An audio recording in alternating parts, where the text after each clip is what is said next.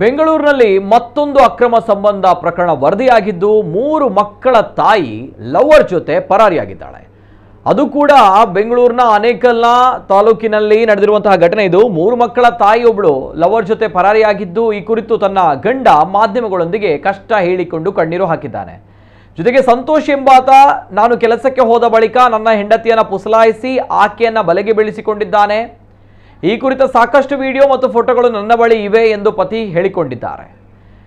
ಇವೆಲ್ಲದರ ನಡುವೆ ಮದುವೆಯಾಗಿ ನಮ್ಮಗಳಿಗೆ 11 ವರ್ಷ ಆಯಿತು. ನಮಗೆ 3 ಜನ ಮಕ್ಕಳಿದ್ದಾರೆ. ಈಗ ನನ್ನ ಹೆಂಡತಿ ಸಂತೋಷ್ ಜೊತೆ ಪರಾರಿಯಾಗಿದ್ದಾಳೆ. ಈ ಕುರಿತು ಅವನನ್ನು ವಿಚಾರಿಸಿದರೆ ಆಕೆಯೇ ನನ್ನೊಂದಿಗೆ ಬಂದಿದ್ದಾಳೆ ಎಂದು ಹಾರಿಕೆಯ ಉತ್ತರ ನೀಡಿದ್ದಾನೆ ಎಂದು ಪತಿ ಹೇಳಿದ್ದಾನೆ. ಇವೆಲ್ಲದರ ನಡುವೆ ಈ ಪತಿ ಜೊತೆಗೆ ಪರಾರಿಯಾಗಿರುವಂತಹ ಮಹಿಳೆ ಇದ್ದಾಳಲ್ವಾ, ಇವರಿಬ್ಬರದು ಕೂಡ ಲವ್ ಮ್ಯಾರೇಜ್. ಇಬ್ಬರು ಕೂಡ ಪ್ರೀತಿಸಿ ಮದುವೆಯಾಗಿದ್ರು.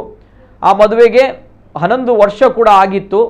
2 ಗಂಡು ಮಕ್ಕಳು 1 ಹೆಣ್ಣು ಮಕ್ಕಳು. ಇದೀಗ ಆ ಮಹಿಳೆ ಅಂದರೆ ತಾಯಿ ಯುವಕನ ಜೊತೆ ಪರಾರಿಯಾಗಿದ್ದಾಳೆ.